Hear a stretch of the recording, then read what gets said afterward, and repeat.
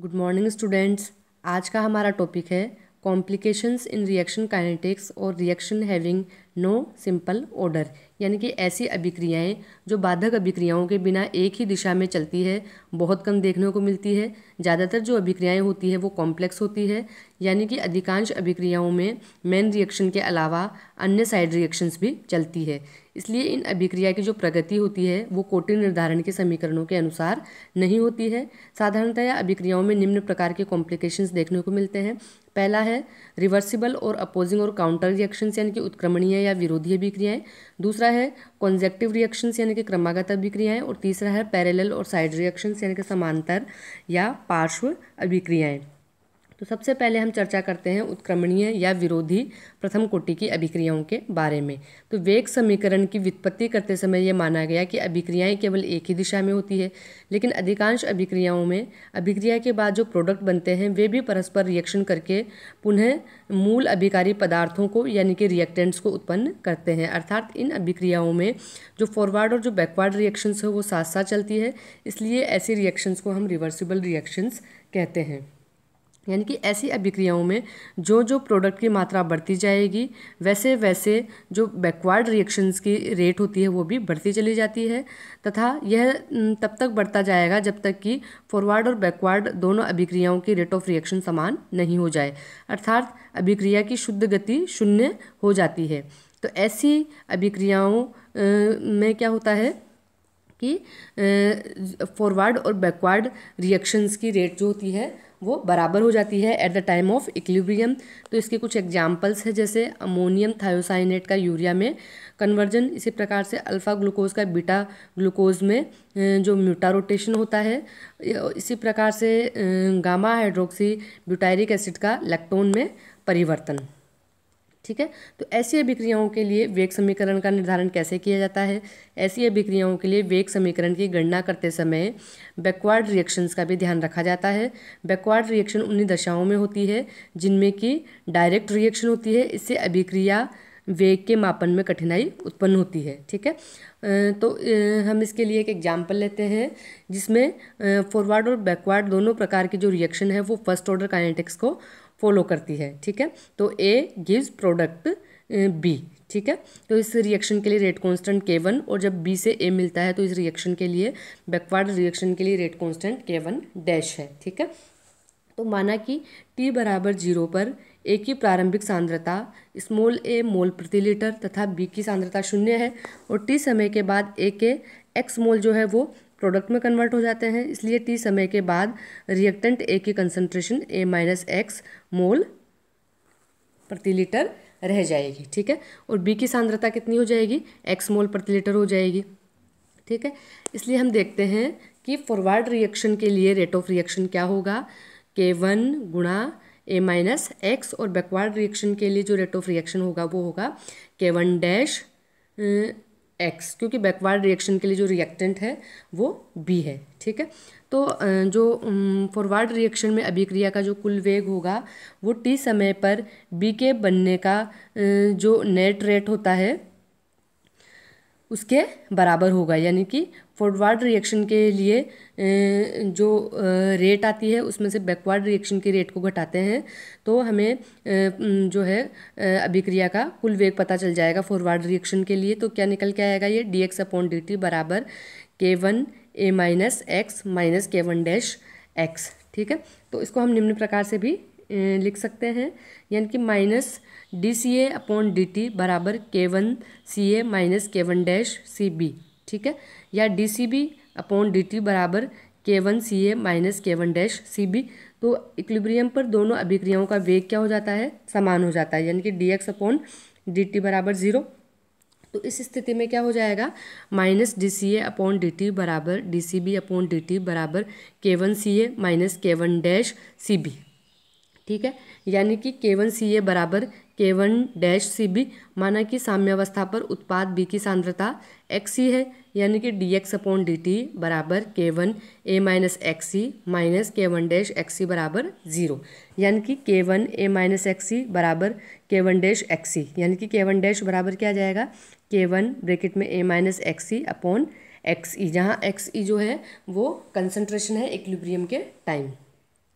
अब k1 dash का मान हम समीकरण 93 में जब रिप्लेस करेंगे तो dx अपॉन dt का मान क्या निकल के आ जाएगा, k1a अपॉन xc ब्रैकेट में xc माइनस x, ठीक है, या dx upon xc minus x बराबर क्या हो जाएगा, k1a dt अपॉन xc। तो समीकरण 99 का जब हम इंटीग्रेशन करेंगे तो minus ln xc minus x बराबर k1at upon xc plus c, जहाँ c जो है वो इंटीग्रेशन कांस्टेंट है।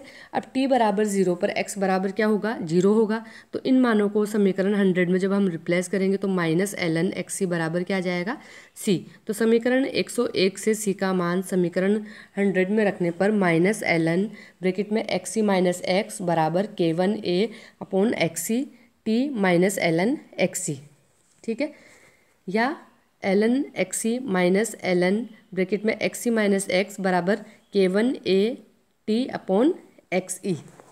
इस प्रकार से रेट कांस्टेंट k1 का मान क्या निकल के आता है, xc upon at ln xc upon xc minus x, यानी कि यदि xe x और t का मान ज्ञात हो तो समीकरण 102 से हम फॉरवर्ड रिएक्शन के लिए रेट कांस्टेंट का मान ज्ञात कर सकते हैं। इस प्रकार की अभिक्रियाओं के लिए एक व्यंजक और भी स्थापित किया जा सकता है, यानी कि समीकरण 98 को हम निम्न प्रकार से भी लिख सकते हैं, यानी कि k1a minus xc minus k1 dash xc बराबर 0।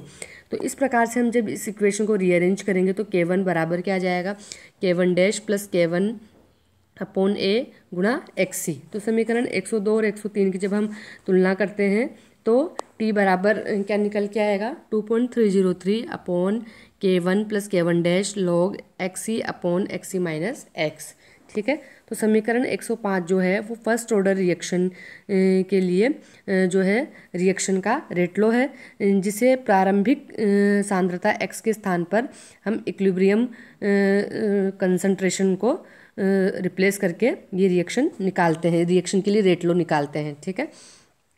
तो समीकरण 104 से log xc माइनस एक्स और टाइम के बीच में जब हम ग्राफ खींचते हैं तो एक सरल रेखा प्राप्त होती है जिसका जो स्लोप होता है वो minus 0.4343 k1 plus k1 dash के बराबर होगा, यानी कि जो उत्क्रमणीय प्रथम कोटि की अभिक्रिया सामान्यतः प्रथम कोटि की अभिक्रिया के समान है, अर्थात व्युत्पन्न में यह माना गया है कि उत्पाद की प्रारंभिक सांद्रता शून्य है। यदि उत्पाद की प्रारंभिक सांद्रता शून्य नहीं है तो वेग समीकरण जो है वो इस प्रकार से होगा, dx अपॉन dt बराबर k1 ब्रैकेट में a minus x minus k1 dash b plus x. इसमें उत्पाद की प्रारंभिक सांद्रता b मोल पर लीटर है, ठीक है। फिर है आपके क्रमागत प्रथम कोटि की अभिक्रियाएं। तो अधिक उच्च कोटि की अभिक्रियाएं जो होती है वो बहुत कॉम्प्लेक्स होती है और अधिकांशतः जो जटिल अभिक्रियाएं होती है वो एक से अधिक पदों में होती है। इनमें एक अभिक्रिया का उत्पाद जो है वो दूसरी अभिक्रिया के लिए रिएक्टेंट का काम करता है और इस प्रकार की अभिक्रियाओं को हम कहते हैं क्रमागत अभिक्रियाएं, ठीक है।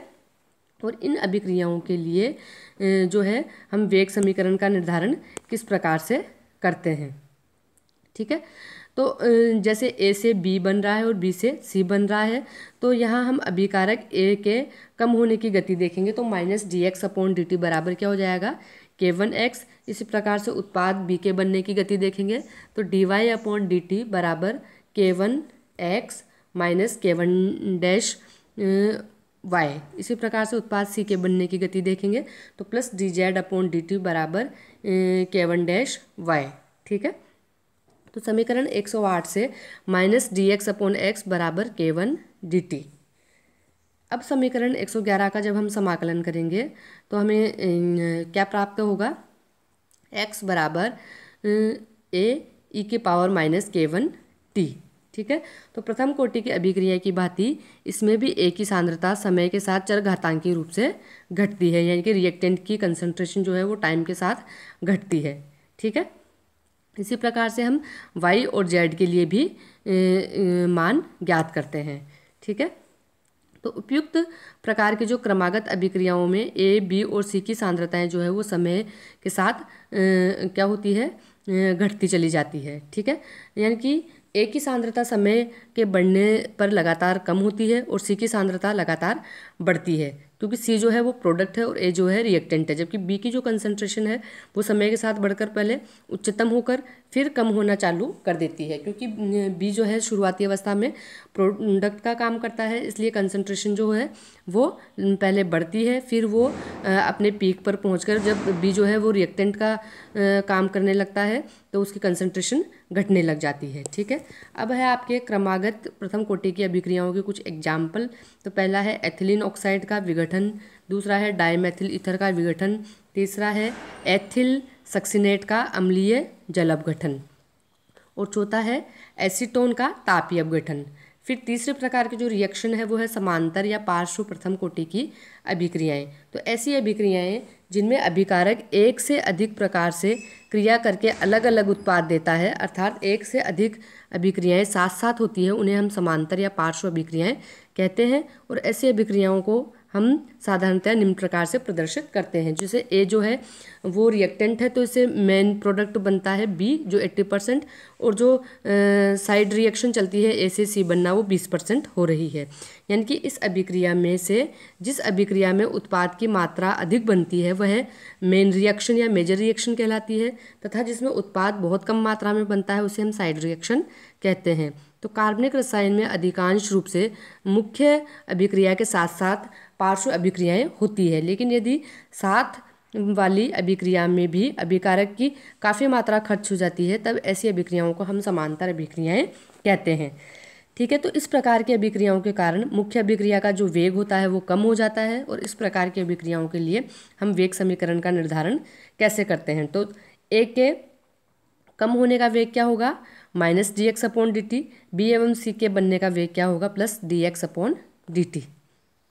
ठीक है, अब देखो कि चूंकि उत्पाद बी और सी दोनों अभिकारक ए से बनते हैं, इसलिए D x upon D T बराबर D Y upon D T plus D Z upon D T. इसी प्रकार से बी एवं सी के बनने का वेग क्या हो जाएगा, D Y upon D T बराबर K one A minus X, D Z upon D T बराबर K one dash A minus X, और D x upon D T बराबर क्या हो जाएगा, K one A minus X plus K one dash A minus X. यानी कि D x upon D T हो जाएगा आपके K one plus K one dash bracket में ए माइनस एक्स, यहाँ पे कॉमन आ गया, तो डी एक्स अपॉन ए माइनस एक्स बराबर क्या हो गया, के one plus K one dash D T.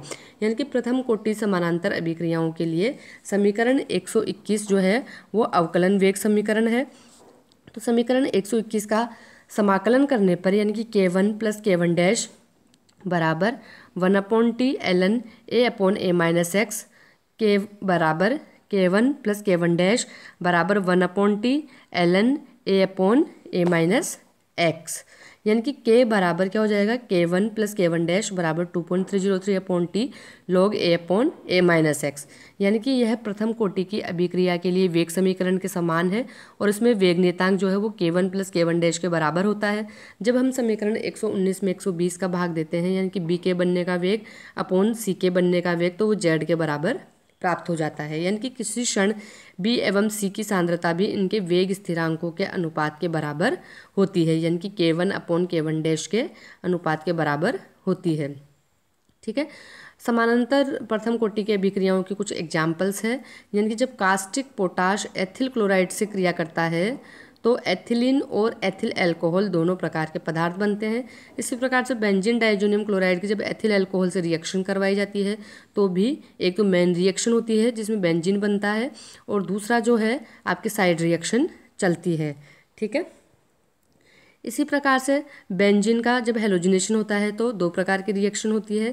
इसी प्रकार से जब फिनोल का नाइट्रेशन करवाया जाता है तो ऑर्थो और पैरानाइट्रोफिनोल बनते हैं, और रेडियो एक्टिव अपघटन के द्विविघटन, ये कुछ एग्जाम्पल्स है आपके पैरेलल और साइड रिएक्शंस के। तो इस प्रकार से हम देखते हैं कि फर्स्ट ऑर्डर काइनेटिक्स को तो ये फॉलो करते हैं, लेकिन ये जो है इस प्रकार के जो जैसे रिवर्सिबल रिएक्शंस है उनमें फॉरवर्ड एंड बैकवर्ड दो प्रकार की रिएक्शन चलती है। इसी प्रकार से आपके साइड रिएक्शंस या पैरेलल रिएक्शंस जो है, और जो आपके क्रमागत अभिक्रियाएं हैं यानी कि कॉन्जेक्टिव रिएक्शंस है, ये वन स्टेप में ना होकर के एक से अधिक स्टेप में होती है। इसलिए इस प्रकार के रिएक्शंस के लिए जो रेट लॉ होता है वो भी कॉम्प्लिकेटेड होता है, और इनके काइनेटिक्स में भी कॉम्प्लिकेशंस देखने को मिलती मिलते हैं। ये सिंपल रिएक्शंस जो कि फर्स्ट ऑर्डर काइनेटिक्स को फॉलो करती है, इनका जो रेट लॉ होता तो फर्स्ट ऑर्डर के समान ही है, लेकिन वो थोड़ा कॉम्प्लिकेटेड होता है। ओके।